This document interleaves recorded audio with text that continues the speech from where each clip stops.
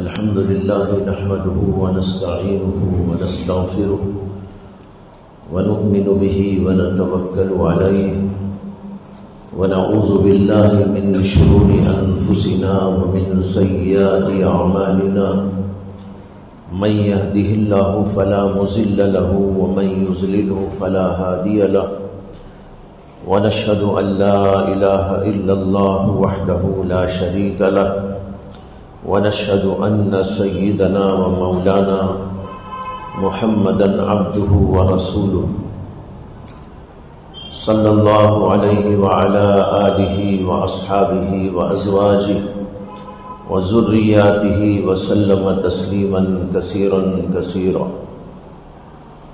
أما بعد فقد قال النبي صلى الله عليه وسلم الإيمان بضع وستون شعبة أفضلها لا إله إلا الله وأدناها إماتة الأذى عن الطريق والحياء شعبة من الإيمان أو كما قال صلی اللہ علیہ وسلم. بزرگان محترم، دوستوں اور بھائیوں، میں نے اس وقت آپ کے سامنے نبی اکرم صلی اللہ علیہ وسلم کی ایک چھوٹی سی حدیث پڑھی ہے. اس حدیث کا ترجمہ یہ ہے کہ نبی اکرم صلی اللہ علیہ وسلم نے ارشاد فرمایا کہ ایمان 60 سے اوپر کچھ شعبوں پر مشتمل ہے. ان میں سے سب سے افضل اور سب سے اعلیٰ اور سب سے اقدم لا الہ الا اللہ محمد رسول اللہ کی گواہی دینا ہے، اور سب سے زیادہ ادنا اور آخری درجہ راستے سے تکلیف دہ چیز کو ہٹا دینا ہے، اور حیا بھی ایمان کا بہت بڑا شعبہ ہے. یہ بات ہے جو اس حدیث پاک کے اندر نبی اکرم صلی اللہ علیہ وسلم نے بیان فرمائی. اس میں جو سب سے پہلی بات ہے، آج میں تھوڑی سی روشنی اسی پہ ڈالنا چاہتا ہوں کہ نبی اکرم صلی اللہ علیہ وسلم فرماتے ہیں کہ ایمان 60 سے اوپر شعبوں کا نام. اور ایک روایت میں یہ ہے کہ آپ نے فرمایا کہ ایمان 70 سے اوپر شعبوں کا نام. عربی میں لفظ بضع با ضاد عین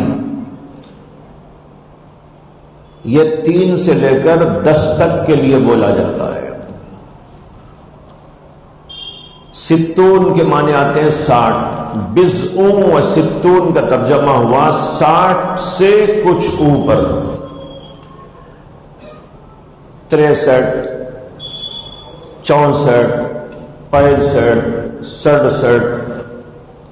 اور ایک روایت میں ہے بضع و 70 شعبہ، 70 سے اوپر کچھ شعبے. علماء نے اس کی تحقیق کی اور ان شعبوں کو کتابوں کے اندر جمع کیا. علماء کہتے ہیں کہ نبی اکرم صلی اللہ علیہ وسلم نے جن شعبوں کو بیان کیا ہے،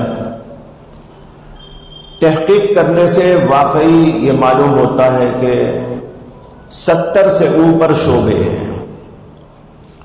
ان تمام کی تمام چیزوں کو جوڑنے کے بعد ایمان بنتا ہے.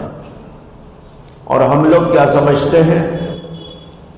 ہم لوگ یہ سمجھتے ہیں کہ لا الہ الا اللہ محمد رسول اللہ کی گواہی دینے کے بعد ہم لوگ بالکل بری ہیں اور ہمیں کچھ نہیں کرنا ہے.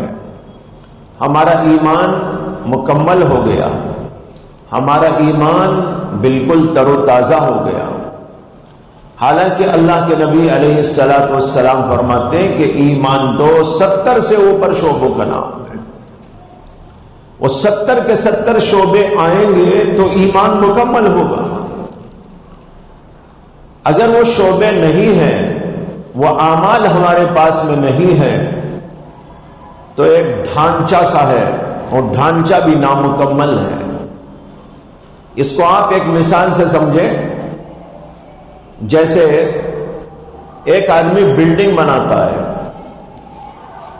تو بلڈنگ میں پایا ڈالا جاتا ہے، بنیادیں قائم کی جاتی ہیں۔ وہ بنیاد اصل ہوتی ہے پوری عمارت کے لیے۔ بنیاد کے بعد اس کے اندر ستون بنائے جاتے ہیں، وہ ستون بھی بنیاد ہوتی ہیں، بنیادی چیزیں ہوتی ہیں۔ تو ایک ہے پایا اور ایک ہے اس کے ستون۔ لیکن اتنا بنا کر آپ مکان کو چھوڑ دیں گے تو وہ مکان کبھی رہنے کے قابل نہیں ہو سکتا۔ مثلا چاروں طرف پایا ڈالا، بیچ بیچ میں ستون کھڑا کر دیے، ستونوں کے بیچ میں دیوار آتی ہے جس کو کہتے ہیں پلر۔ ایک پلر ادھر، ایک پلر ادھر، ایک پلر ادھر، ایک پلر ادھر، جگہ جگہ پلر بنا دیا۔ پلروں کے درمیان جو جگہ ہے اس کو بھرتی کرنا پڑے گا، اس کے بعد چھت بھی بنانی پڑے گی، اور پھر اس کے بعد زمین بھی بنانی پڑے گی، یعنی اس کا فرش بنانا پڑے گا، اس کے اندر دروازے بھی رکھنے پڑیں گے، اور اس کے ساتھ دریچے بھی رکھنے ہوں گے، اس کے ساتھ بہت سارے لوازمات اور ضرورت کی چیزوں کو گھر میں سجانا ہوگا، کھانے کی چیزیں، پینے کی چیزیں، کچن روم اس کے اندر چاہیے، بیڈ روم اس کے اندر چاہیے، بیڈ روم میں بیڈ روم کا سامان چاہیے، کچن روم میں کچن روم کا سامان چاہیے، وزٹنگ روم کے اندر وزٹنگ روم میں جو ہے بیٹھنے کے لیے چیزیں چاہیے، ہال کمرہ آپ بنائیں گے تو وہاں بھی صوفہ سیٹ چاہیے اور مختلف ضرورت کی چیزیں چاہیے، قالین بچھانا چاہیے، ارے قالین نہیں تو کم سے کم حسیر ہی بچھانا چاہیے، شطرنجی بچھانا چاہیے۔ یہ سب کچھ جب ہو جائے گا تب جا کر مکان بنے گا، لیکن اب بھی مکمل نہیں ہوا۔ مکمل اس وقت میں ہوگا جبکہ آپ اس کی پینٹنگ بھی کریں گے، جہاں پر ٹائلس لگانا ہے وہاں ٹائلس لگائیں گے، جہاں زمین کے اوپر ٹائلس لگانا ہے وہاں بھی لگائیں گے، اور باہر کے حصے کو بھی سجائیں گے۔ گارڈن ہے تو ذرا گارڈن بھی بنائیں گے، بیل بوٹوں کو سجائیں گے۔ یہ سب کچھ جب ہو جائے گا آپ کہیں گے میرا مکان مکمل ہو گیا۔ اب یہ مکان دیکھنے کے قابل ہے، رہنے کے بھی قابل ہے، اور دیکھنے ہی کے نہیں دکھانے کے بھی قابل ہے۔ آپ دیکھتے بھی ہیں، دوسروں کو دکھاتے بھی ہیں، آؤ بھائی دیکھو میں نے کیسا مکان بنایا ہے، کیا پیارا بنایا ہے، کتنا اچھا بنایا ہے۔ ایک بات تو یہ ہو گئی۔ دوسرے یہ بھی غور کرنا ہے کہ مکان بنانے میں جتنی چیزیں ہم خرید کر اس میں لگاتے ہیں، دنیا میں کئی قسم کی چیزیں ملتی ہیں، سستے والی بھی ملتی ہیں، اعلیٰ درجے کی بھی ملتی ہے، بہت اعلیٰ درجے کی بھی ملتی ہے۔ جیسے آپ پیسے خرچ کریں گے ویسی چیزیں ملیں گی، چاہے وہ ٹائلس کا مسئلہ ہو، چاہے وہ دروازوں کا مسئلہ ہو، چاہے وہ دریچوں کی بات ہو، چاہے پینٹ کا مسئلہ ہو، کچن روم کے سامان کا مسئلہ ہو، صوفے سیٹ کا مسئلہ ہو، بیڈ کا مسئلہ ہو، کوئی بھی چیز ہو اس میں اچھی چیزیں بھی ہوتی ہیں، ناکارہ چیزیں بھی ہوتی ہیں۔ جس طرح آپ مکان کو سجائیں گے اور بنائیں گے اور اعلیٰ سے اعلیٰ درجے کا رکھ کر بنائیں گے، وہ مکان اسی طرح خوبصورت اور اعلیٰ اور قیمتی ہو۔ بالکل یہی مثال ہے جو نبی اکرم صلی اللہ علیہ وسلم ہمیں سمجھانا چاہتے ہیں۔ ایک تو ہے ایمان کا پایا،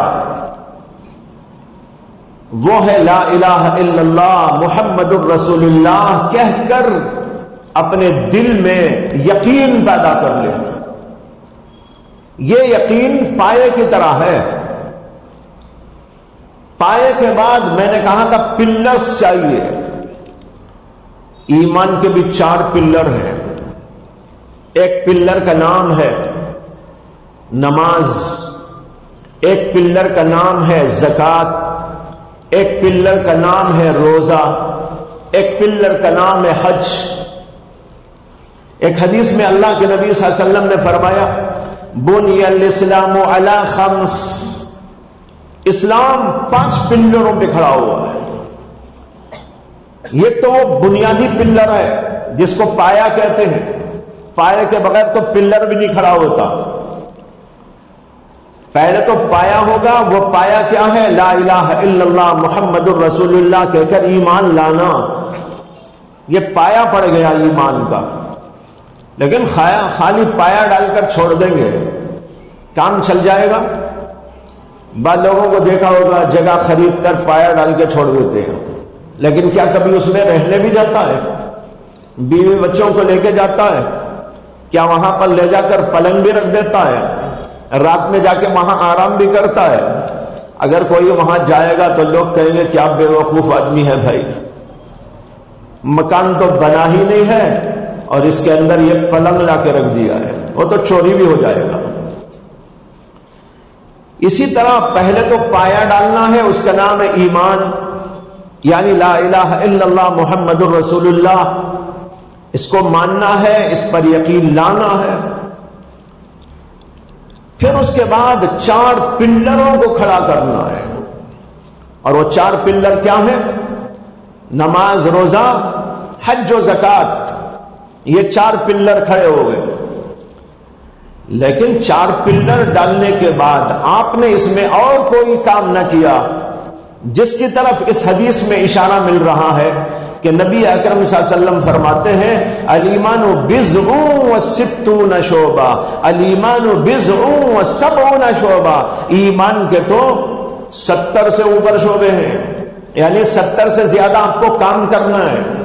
خالی پلر کھڑا کر کے چلے جائیں، بلکہ پلر بھی نہیں، صرف پایا ڈال کے چلے جائیں، کام نہیں چلے گا.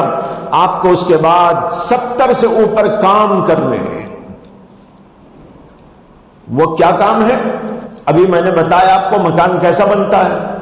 پلر کھڑا کرنے کے بعد بیچ میں دیوار ڈالو، چھت بھی ڈالو، زمین بھی ڈالو، ٹائلز بھی ڈالو، کمروں کو سجاؤ اور مختلف ضرورت کی چیزوں کو لا کے رکھو. اس کے بعد پینٹنگ بھی کرو، گارڈن بھی لگاؤ. اسی طریقے پر ایمان ان سب چیزوں سے مل کر بنے گا. اور وہ کیا چیزیں ہیں؟ وہ بے شمار چیزیں ہیں. وہ سب کے سب اللہ کے نبی کہتے ہیں 70 سے اوپر. حضرات علماء نے لکھا ہے کہ ایمان کے جو اجزاء ہیں یا ایمان کے جو ارکان ہیں ان میں سے کچھ تو وہ ہیں جن کا زبان سے تعلق ہے، کچھ وہ ہیں جن کا ہمارے ظاہری بدن سے تعلق ہے، یعنی ہاتھ پیر اور جسم سے، اور کچھ وہ ہیں جن کا تعلق دل سے ہے. یہ تمام کی تمام چیزیں مل ملا کر ایمان تیار ہوتا ہے، یعنی ایمان کا محل بنتا ہے. جیسے میں نے ظاہری مثال آپ کو دے دی.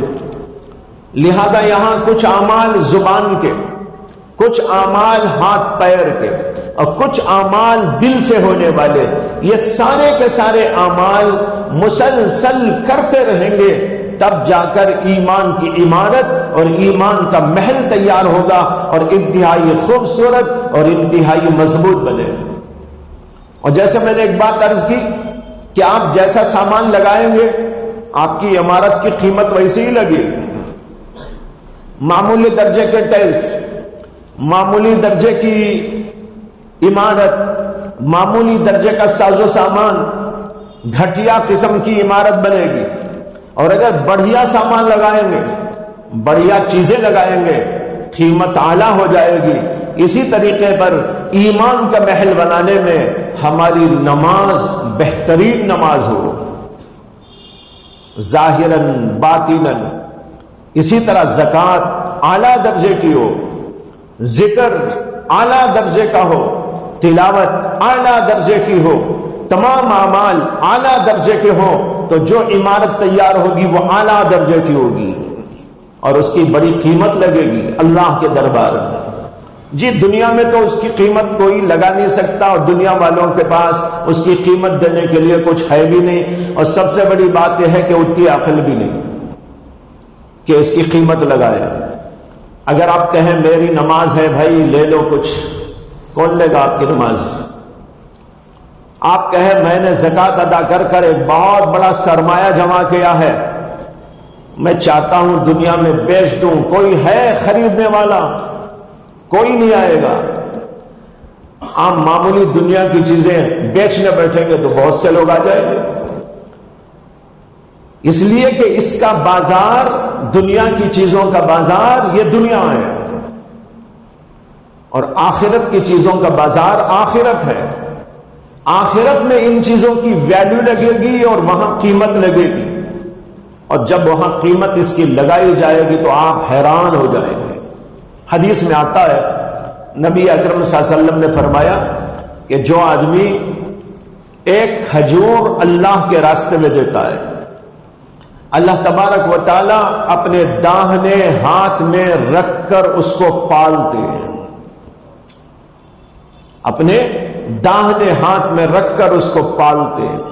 اور نبی اکرم صلی اللہ علیہ وسلم نے فرمایا کہ اس طرح پالتے ہیں جیسے کہ تم میں سے کوئی آدمی اپنے گھوڑے کے بچے کو پالتا ہے، انہیں دیکھ بھال کرتا ہے، مسلسل کھلاتا ہے، پلاتا ہے، حفاظت سے رکھتا ہے، اسی طرح اللہ تبارک و تعالیٰ وہ کھجور پالتے ہیں۔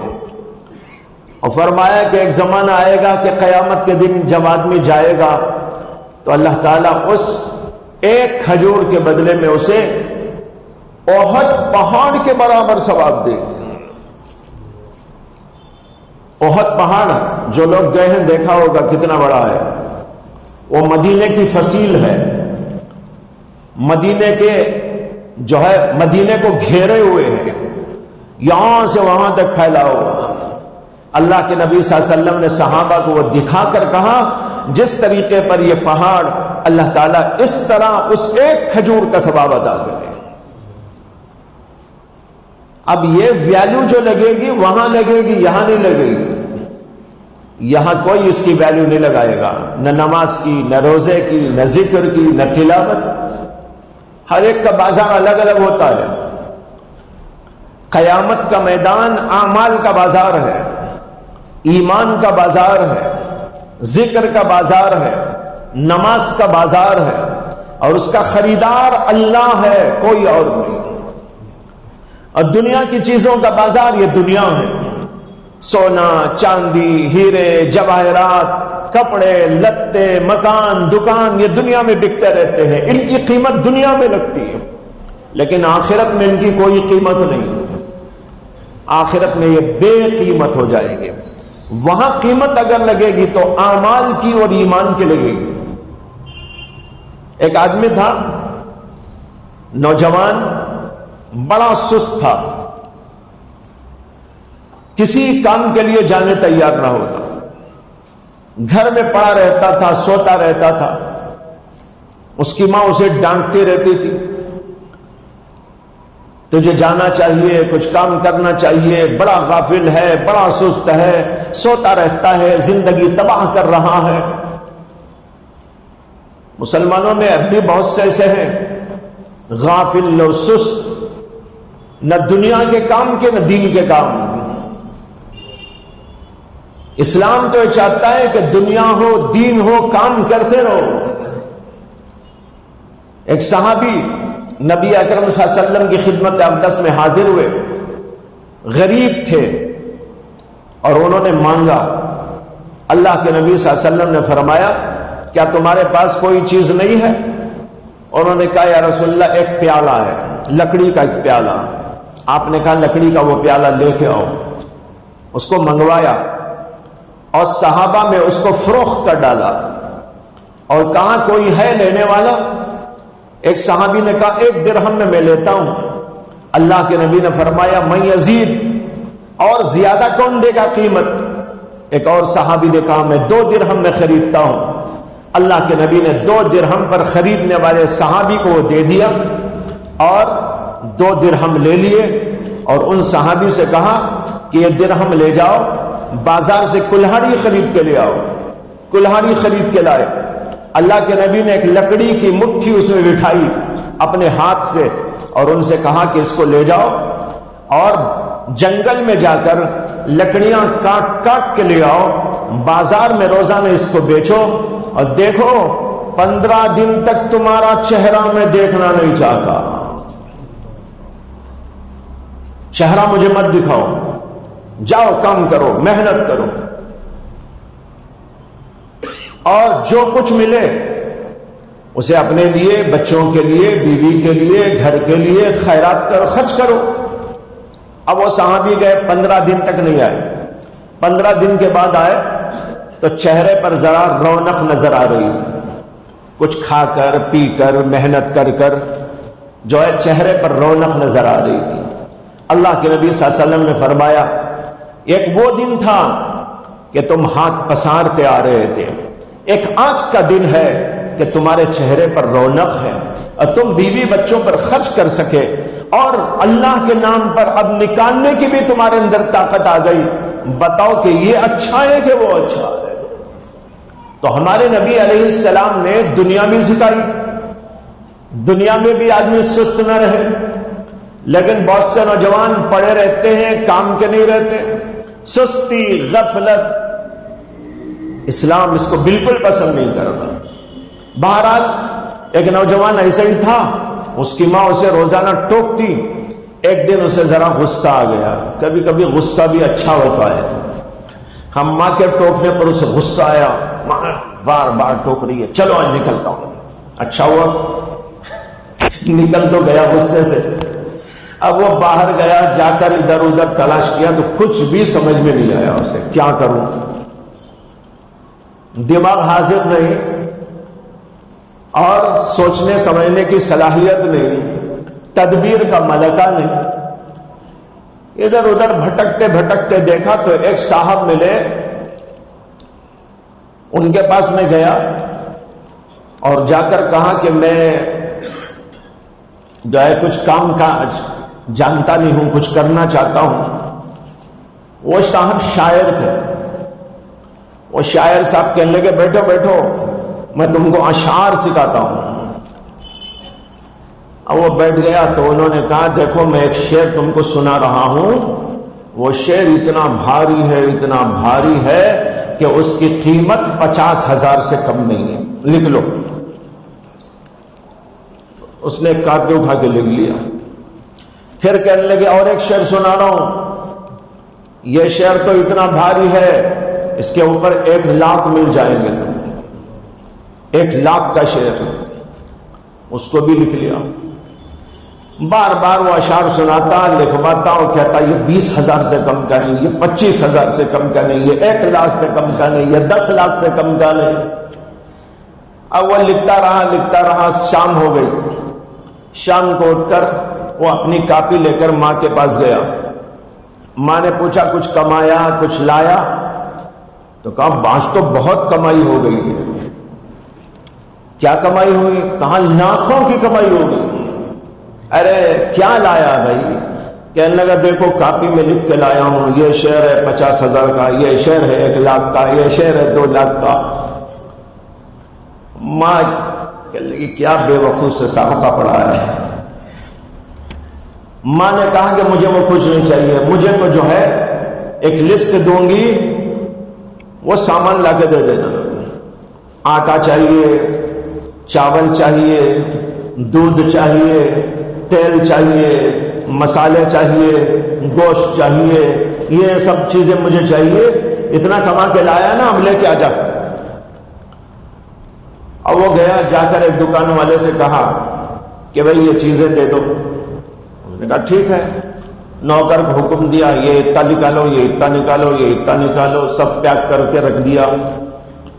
پیک کرنے کے بعد میں کہا کہ بل لو بھائی. بل آئی تھی 5,000 روپے. اس نے کہا ٹھیک ہے, یہ دیکھیے ایک شعر ہے 10,000 کا. یہ شیئر ہے 10,000 کا، آپ یہ لے لیجئے، 5,000 مجھے واپس کیجیے۔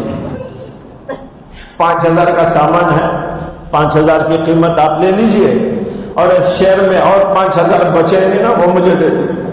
اسے بڑا غصہ آیا، اس نے کہا یہ مذاق کر رہا ہے، تو اس نے اٹھا کے ریٹ لگایا۔ لوگ ادھر ادھر کے آئے، جمع ہو گئے، کہا کیا ہوا؟ کہا یہ میرے سے مذاق کر رہا ہے، یہ دیکھو پاگل معلوم ہوتا ہے۔ 12 لوگ جمع ہوئے، سب نے اسے مارا۔ اب یہ بیچارہ پریشان ہو گیا۔ وہ صاحب تو بول رہے تھے یہ 1 لاکھ کا، وہ 2 لاکھ کے، یہاں تو 10,000 بھی نہیں چلے۔ دوڑتا دوڑتا وہ گیا اس کے پاس اور کہا کہ تم نے تو ایسے اشعار دیے ہیں کہ لاکھ تو ملے نہیں، لات ملے۔ لاکھ تو ملے نہیں، لاتیں ملی۔ کیا ہوا؟ کہا ایسا ایسا ہوا۔ کہا ارے بے وقوف، اس کا بازار یہ نہیں ہے۔ میں نے جو قیمتی سرمایہ تجھ کو دیا ہے، اس کا بازار یہاں نہیں ہے۔ اس کا بازار اگر تجھے چاہیے تو کوئی بادشاہ کا محل تلاش کر، جہاں مشاعرہ ہو رہا ہو، جہاں شاعر جمع ہوئے ہوں، مرثیے پڑھے جا رہے ہوں، اشعار گیت گائے جا رہے ہوں، وہاں تو بھی پہنچ جا اور وہاں مشاعرے کی مجلس میں یہ شعر پڑھ کے دیکھنا کیا ہوتا ہے۔ اس نے کہا اچھا ایسا ہے کیا؟ میں تو سمجھا ہی نہیں کہ اس کا بازار کون سا، میں تو یہاں گیا۔ کہا یہ دیکھ۔ اور اس کے بعد جو اس نے تلاش کیا اور کسی محل میں پہنچا اور وہاں پر مشاعرے کی مجلس میں شاعر گیا، مشاعرے میں لوگ بیٹھے ہوئے مشاعرہ سن رہے تھے، اس کو بھی ہمت آ گئی اور اس نے بھی اٹھ کر پیش کیا۔ سارے لوگ واہ واہ واہ کہنے لگے۔ بادشاہ نے کہا ارے کیا پڑھ دیا ہے، ہماری طرف سے اتنا انعام اس کو دے دو۔ شعر بھی باقی بڑے قیمتی ہوتے ہیں، بات تو واقعی بڑی قیمتی ہوتی ہے جب اس کے اندر بھلائی کی بات ہوتی ہے۔ تو بہرحال یہ بتانا تھا کہ جس طریقے پر یہ بازار الگ، اسی طریقے پر یاد رکھو کہ ہمارے ایمان اور ہمارے اعمال کا بازار الگ ہے۔ دنیا والے اس کی کوئی قیمت نہیں دیتے اور سمجھتے بھی نہیں کہ ان کی کوئی قیمت ہے، لیکن قیامت کے دن ہم جائیں گے، وہاں کسی چیز کے اندر کوئی قیمت نہ ہوگی۔ وہاں اگر قیمت ہوگی تو اسی کی ہوگی جس کو ہم کہتے ہیں ایمان و عمل۔ ایک ایک چیز کا بدلہ ملے گا۔ ایک سبحان اللہ ہم سمجھتے ہیں معمولی چیز ہے، یہ اتنی باری ہے کہ حدیث میں آتا ہے کہ اللہ کے نبی علیہ الصلوۃ والسلام نے فرمایا سبحان اللہ تملأ السماء۔ ایک سبحان اللہ کا بولنا پورے آسمان کو بھر دیتا ہے ثواب سے۔ اور فرمایا سبحان اللہ والحمدللہ تملأ ما بین السماء والارض۔ سبحان اللہ اور الحمدللہ کہتا ہے تو زمین و آسمان کے درمیان میں جتنی فضا ہے وہ پوری کے پوری فضا اس کے اجر و ثواب سے بھر جاتی ہے۔ یہ اجر ملے گا قیامت کے دن۔ یہاں کا ملے گا؟ تو بھائیوں بتانا یہ ہے کہ اس کی قیمت اور ویلیو وہاں لگے گی جب ہم محل تیار کر کے لے جائیں گے۔ اس کے لیے یہ دنیا ہم کو دی گئی ہے تاکہ یہاں پر اپنے ایمان کے محل کو اعلیٰ درجے کا بنا کے لے جائیں۔ آج امت مسلمہ میں سے بیشتر لوگ صرف کلمہ پڑھ لینے کو کافی سمجھتے ہیں یا ایک دو چیزوں کو کافی سمجھتے ہیں۔ اللہ کے نبی بتا رہے ہیں الایمان الایمان 70 شعبہ، 70 سے اوپر شعبے۔ ان تمام شعبوں کو حاصل کرنا، یہ حاصل کیسے ہوں گے؟ سب سے پہلے تو اس کے لیے علم چاہیے۔ علم سے معلوم ہوگا ایمان کے شعبے کیا کیا ہیں۔ میں نے کچھ چیزوں کی طرف اشارہ دیا، پلروں کی طرف اشارہ دیا، نماز روزہ حج و زکوٰۃ، یہ پلر ایمان، یہ اس کا پایا۔ اور پھر اس کے بعد ہمیں یہاں دیواریں بنانا ہے، یہاں پر چھت بنانا ہے، یہاں پر زمین بنانا ہے، یہاں دریچے اور دروازے بنانے ہیں، یہاں پر لیپ پوت کرنی ہے، اعلیٰ درجے کا سامان اس کے اندر جمع کرنا ہے، وہ سب کیا ہے؟ وہ مختلف اعمال ہیں۔ کچھ اعمال کا تعلق زبان سے، جس میں ذکر اللہ، جس کے اندر تلاوت، جس کے اندر کسی کو نیک بات بتا دینا، واعظ و تقریر، نصیحت، کسی کو اچھا مشورہ دے دینا، یہ وہ سب چیزیں ہیں جو زبان سے تعلق رکھنے والی ہیں۔ جب آدمی ان پر عمل کرتا ہے تو اس کا ایمان بڑھتا ہے اور اس کے ایمان میں تقویت آتی ہے، جو جو جگہ پر ہونی ہے وہ پر ہوتی رہتی ہے، اس کا محل بنتا اور اس کا محل تکمیل تک پہنچتا رہتا ہے۔ معلوم ہوا ذکر معمولی چیز نہیں، تلاوت معمولی درجے کی چیز نہیں، کسی سے ہمدردی کرنا، زبان سے تو اچھے بول بول دینا، یہ معمولی چیز نہیں۔ بعض وقت ہم لوگ سمجھتے ہیں کہ یہ چیزیں بہت معمولی ہیں۔ ایک آدمی کو کچھ اچھی بات کہہ دے، اس کا دل خوش کر دے، دل خوش کرنا مومن کا یہ بھی بہت بڑی عبادت ہے۔ حدیث میں آتا ہے، نبی اکرم صلی اللہ علیہ وسلم نے فرمایا، کسی مومن کے دل میں خوشی کا ڈال دینا، یعنی ایسی بات کرنا جس سے اس کا دل خوش ہو جائے۔ اللہ کے نبی صلی اللہ علیہ وسلم کہتے ہیں یہ بھی بہت بڑی عبادت ہے جس سے اللہ خوش ہو جاتے ہیں۔ تو معلوم ہوا کسی کے دل کو خوش کرنا بھی عبادت ہے۔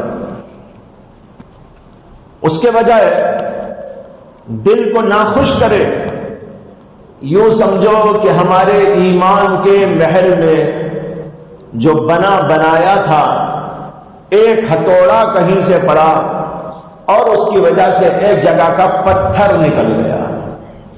یہ جو ہم گناہ سنتے ہیں، گناہ، یہ گناہ، یہ گناہ، یہ گناہ، گناہ کے بارے میں ذہن میں رکھ لیجئے، جتنے گناہ ہیں وہ سب کے سب ہمارے ایمان کے محل کو توڑنے والے، پھوڑنے والے، کمزور کرنے والے، کسی نہ کسی حیثیت سے اس کو نقصان دینے والے ہیں۔ اس لیے منع کیا گیا ہے۔ بڑا گناہ کریں گے، ایسا سمجھو کہ محل میں کہیں بم پھوٹ گیا ہے، محل میں بم رکھا، بم ڈال دیا، کیا ہوگا؟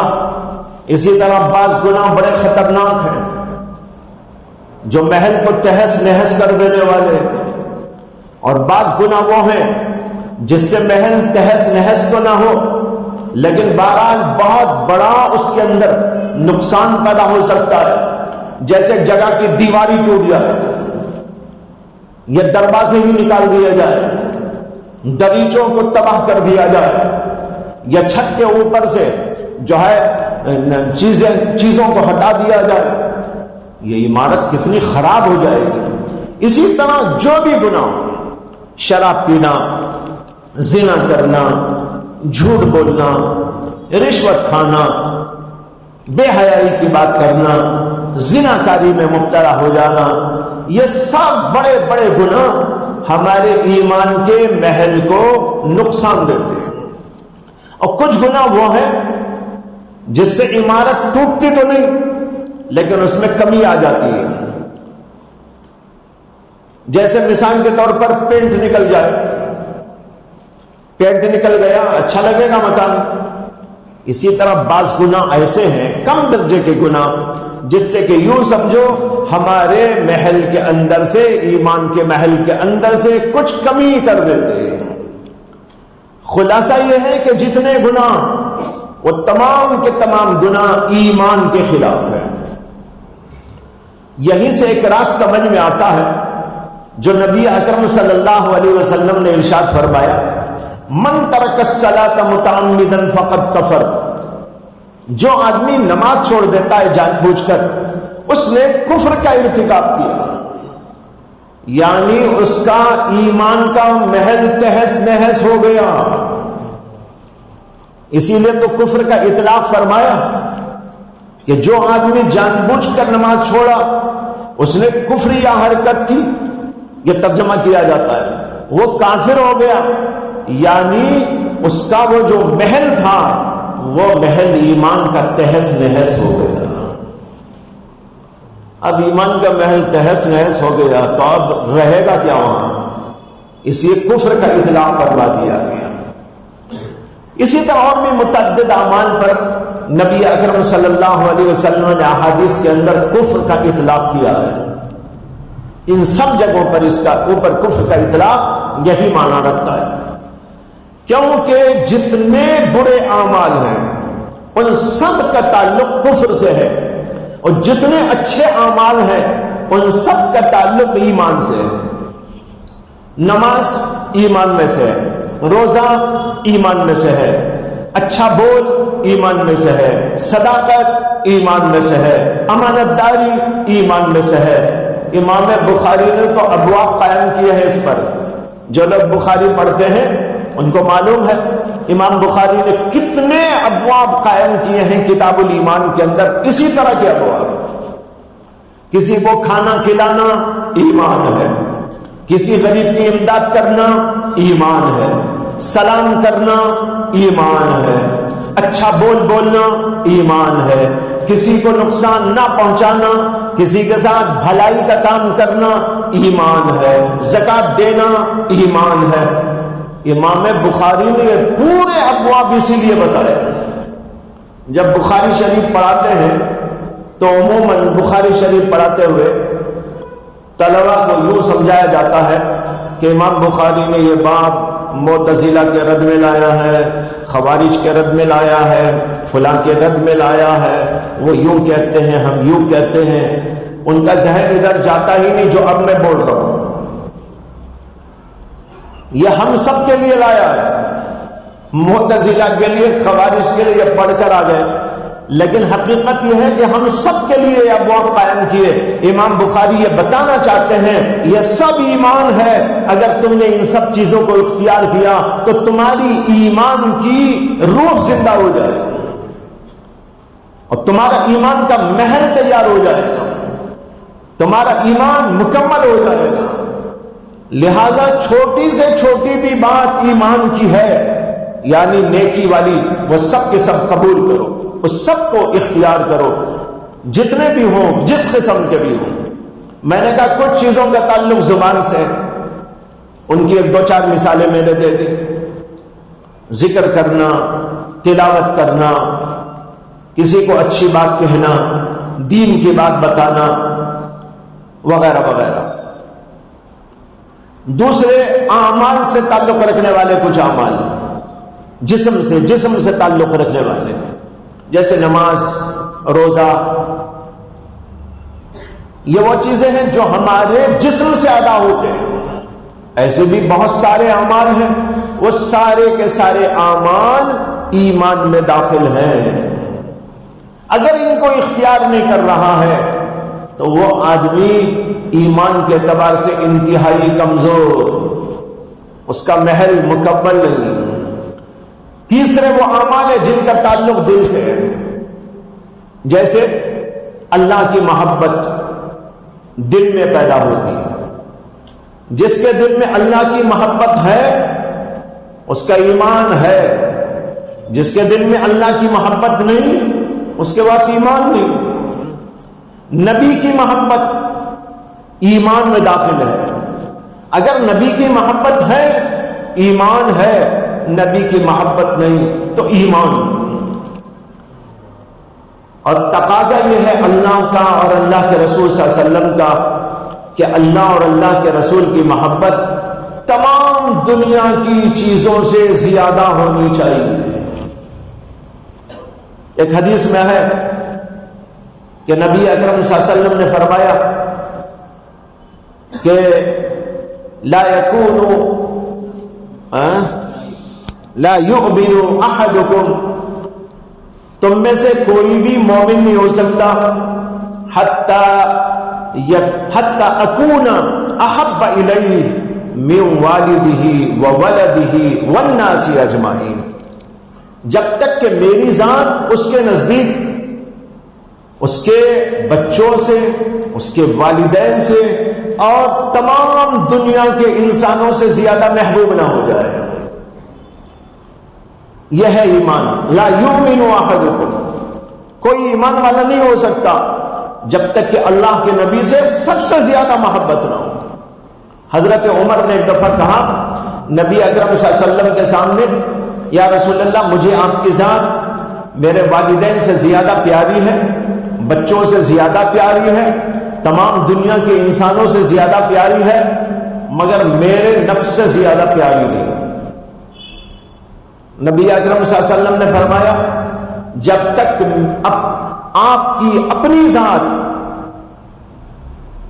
میرے سے زیادہ محبوب نہیں ہے تمہارا ایمان مکمل نہیں. حضرت عمر رضی اللہ تعالیٰ عنہ نے فرمایا کچھ دیر کے بعد کہ یا رسول اللہ مجھے اب محسوس ہو رہا ہے کہ آپ کی ذات میرے نزدیک میری ذات سے بھی زیادہ محبوب ہے. تب اللہ کے نبی نے کہا اب ہوا تمہارا ایمان مکمل. معلوم ہوا کہ نبی کی ذات سے محبت تمام انسانوں سے، والدین سے، بیوی بچوں سے، دوست احباب سے، مال و دولت سے، دنیا کی تمام اشیاء سے، یہاں تک کہ اپنی ذات سے بھی زیادہ ہونی چاہیے. اگر ایسا نہیں ہے تو اس کا ایمان کھوٹا ہے. یہ بتا رہا ہوں ان کا تعلق ہے دل سے. اسی طرح اللہ کا خوف دل میں پیدا ہوتا ہے. اللہ کا خوف بھی چاہیے. اگر اللہ کا خوف نہیں ہے تو اس کا مطلب یہ کہ ایمان کے اندر بہت بڑی کمزوری ہے. خوف ہونا چاہیے، آخرت کی فکر ہونا چاہیے اور اخلاص ہونا چاہیے، تواضع ہونا چاہیے. دنیا کی محبت کے بجائے آخرت کی فکر و طلب ہونا چاہیے. یہ وہ سب چیزیں ہیں جو دل میں پیدا ہوتی ہیں. دل میں یہ چیزیں آئیں گی تب ایمان مکمل ہوگا. تو خلاصہ یہ ہے 3 قسم کے اعمال ہیں. ایک زبانی اعمال، ایک بدنی اعمال اور ایک دل سے ہونے والے اعمال. یہ سارے کے سارے اعمال اگر ہمارے اندر پیدا ہو جاتے ہیں تو تب ہمارا ایمان بنتا ہے. ورنہ تو بھائیوں یہ حدیث بتا رہی ہے کہ ہمارا ایمان کہلانے کے قابل نہیں ہوگا. صرف ڈھانچہ رہے گا جس کے اندر رہنا سہنا، اس سے استفادہ اور فائدہ اٹھانے کی کوئی جائز صورت نہیں بن سکے گی. یہ ہے اس حدیث پاک کا مطلب جس میں اللہ کے نبی نے فرمایا الایمان بضع وستون یا الایمان بضع وسبعون شعبہ. اللہ تعالی ہم سب کو ان تمام شعبوں پر محنت کرنے اور اپنے اندر پیدا کرنے کی توفیق عطا فرمائے اور ہمارے ایمانوں کو کامل اور مکمل فرما دے اور کھوٹ سے اللہ ہم سب کو بچا دے. وآخر دعوانا ان الحمدللہ رب العالمین.